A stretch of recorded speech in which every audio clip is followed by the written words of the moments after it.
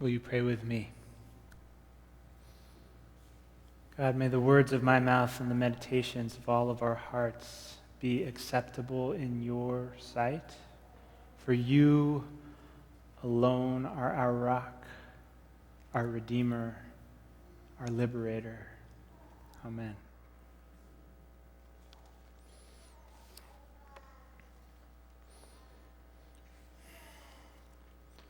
So we've been spending the last several weeks on the practices of Brian McLaren in his book, Naked Spirituality. He has 12 practices of faithful spirituality that he lifts up, and we are on the 7th week, I guess, and we are on the practice that happens to be the practice of saying no to God. Saying no to God. That seems rather apropos for where we might find ourselves today in the wake of the Zimmerman acquittal.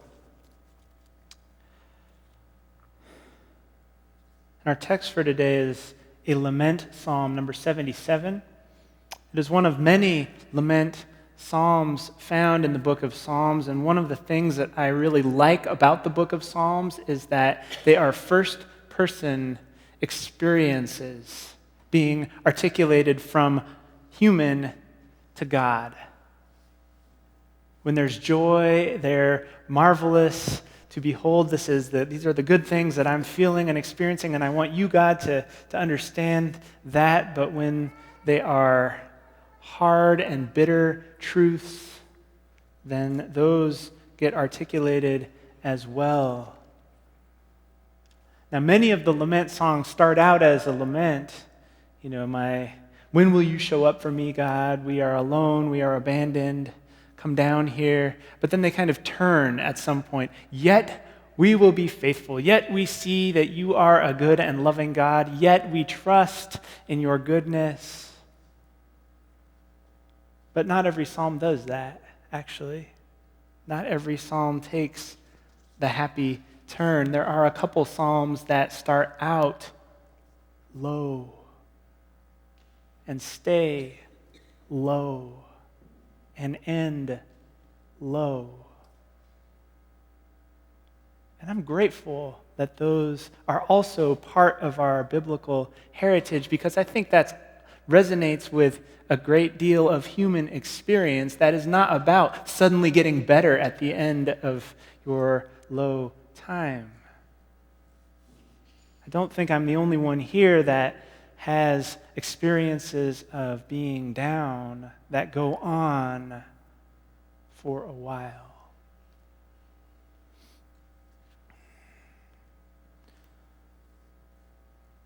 Saying no is a profound act of faith.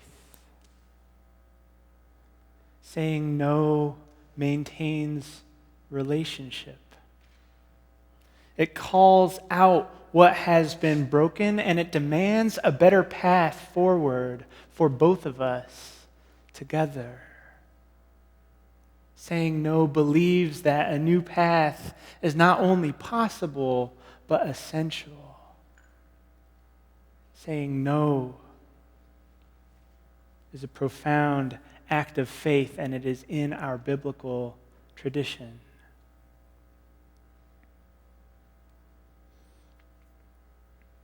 Earlier this week, we had kids in the building for Freedom School. Who's familiar with Freedom School?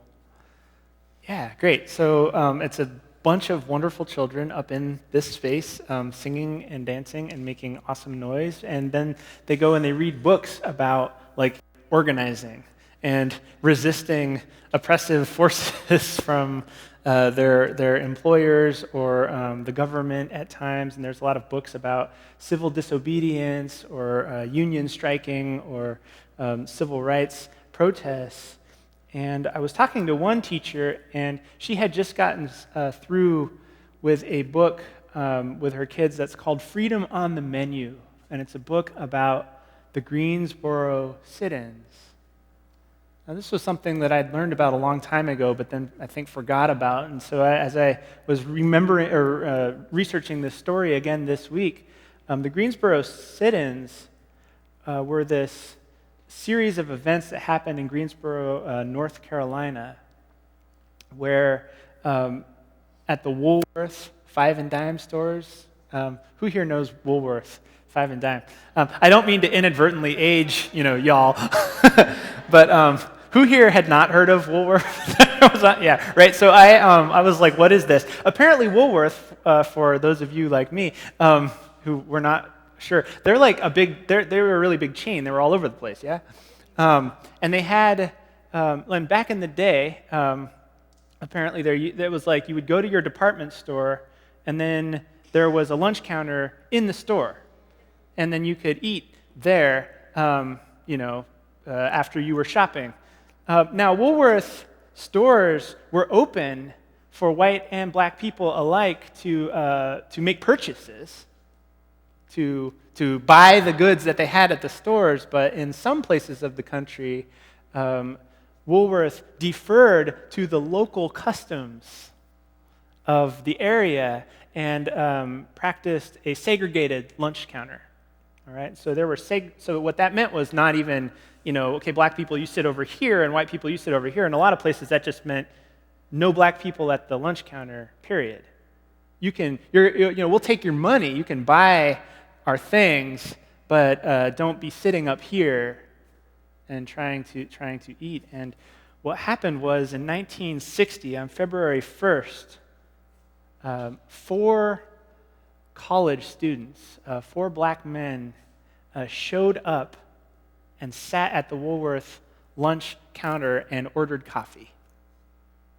And they were refused service. And they sat there all day long until closing. And then the next day, 20 people showed up and sat at the lunch counter and sat there all day long and were refused. And by this time, some word had gotten around, and so now there were some white hecklers and threatening people in the mix as well. But the students would not be moved. They were engaging this process called a sit-in, where you show up and you literally sit, occupy the space, and you wait for what you want. And the next day, there were more than 60 people who showed up to sit in.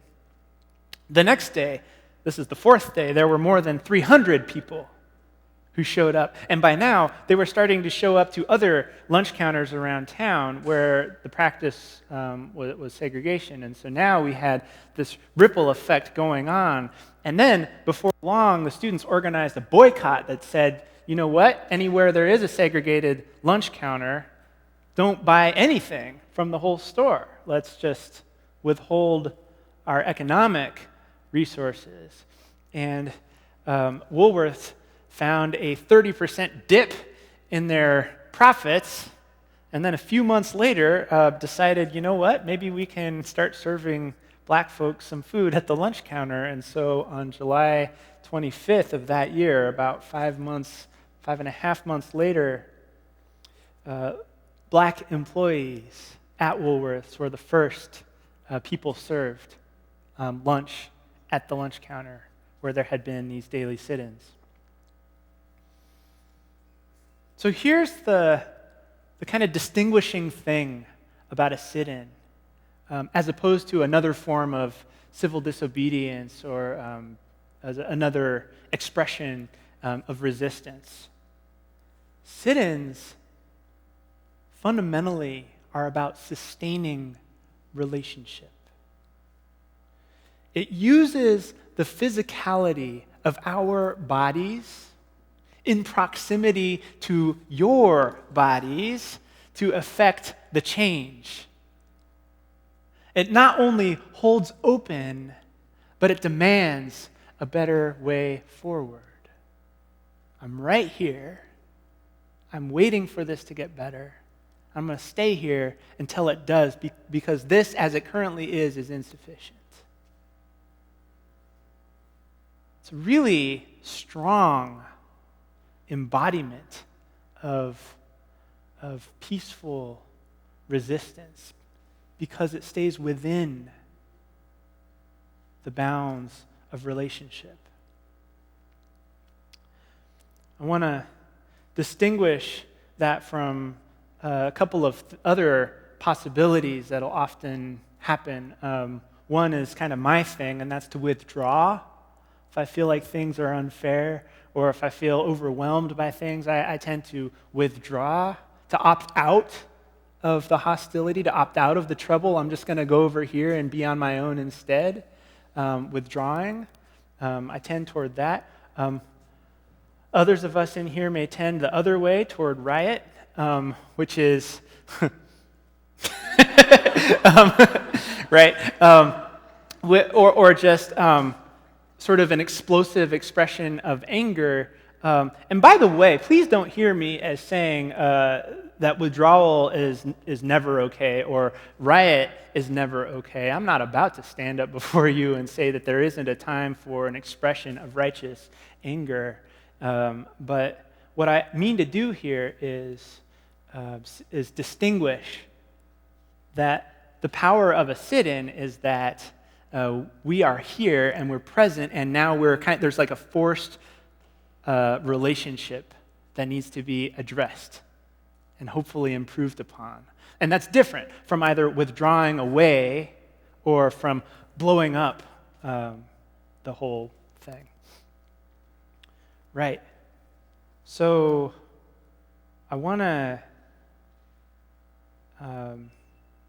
go back to this idea of saying no to God. And as we do this, I want to invite us to make that personal. So to just take a moment and think about an area for you that is tangible today, about where you have felt disconnect between what you want, what you need, and what is happening in the world.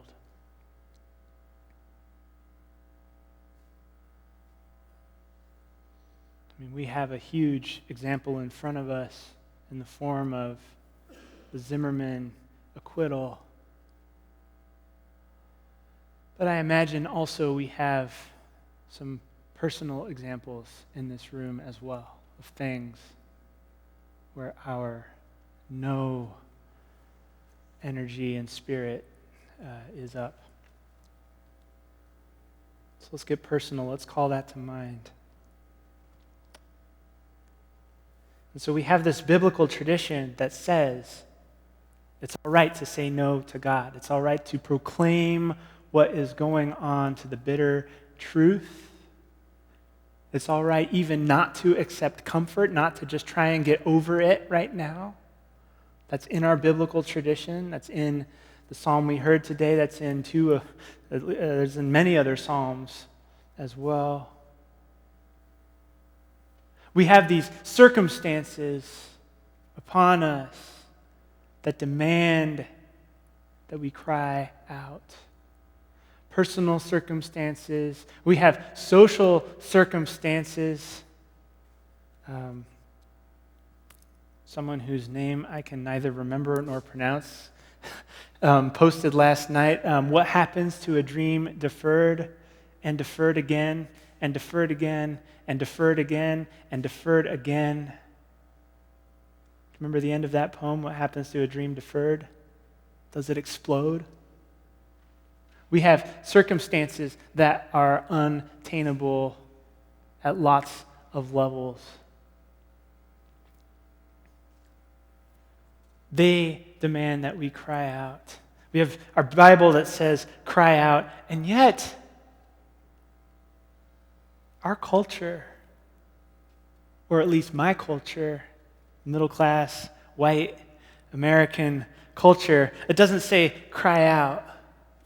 It says withdraw. It says put that away. It says, don't be seen. Or it says, blow up, get angry, but break relationship.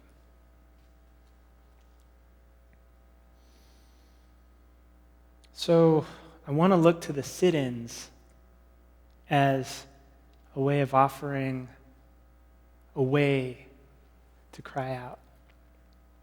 There are some lessons from the model of the sit-ins that I think are appropriate for us as we think about saying no to God.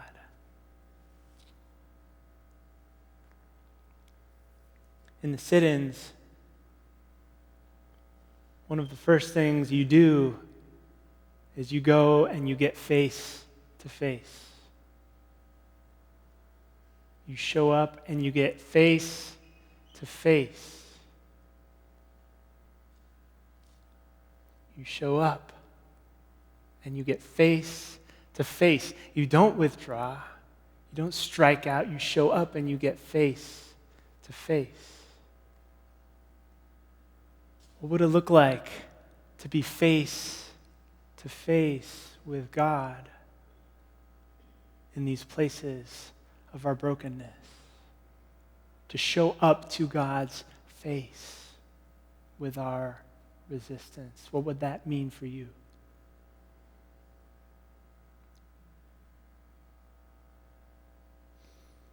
Another thing we learn from the sit-ins is to get vocal, get explicit about what is broken, get explicit about what needs to be fixed. What would it be like to be that bold and tenacious with God?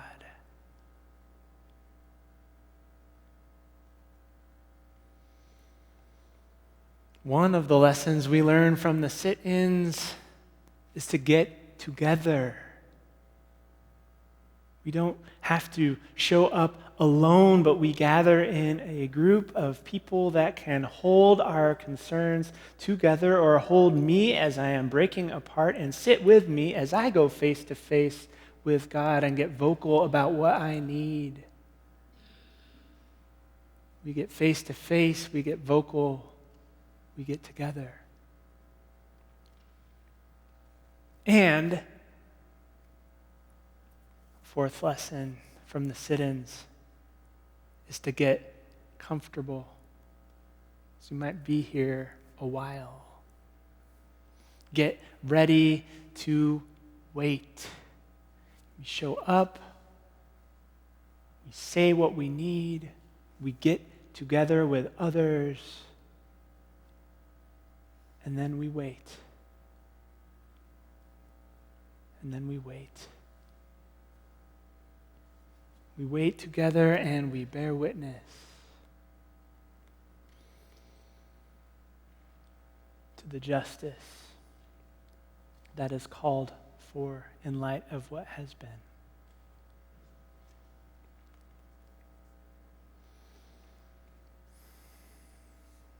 I'm grateful that there exists here a community where we can band together when it is time to say no, just as we band together when it is time to say amen.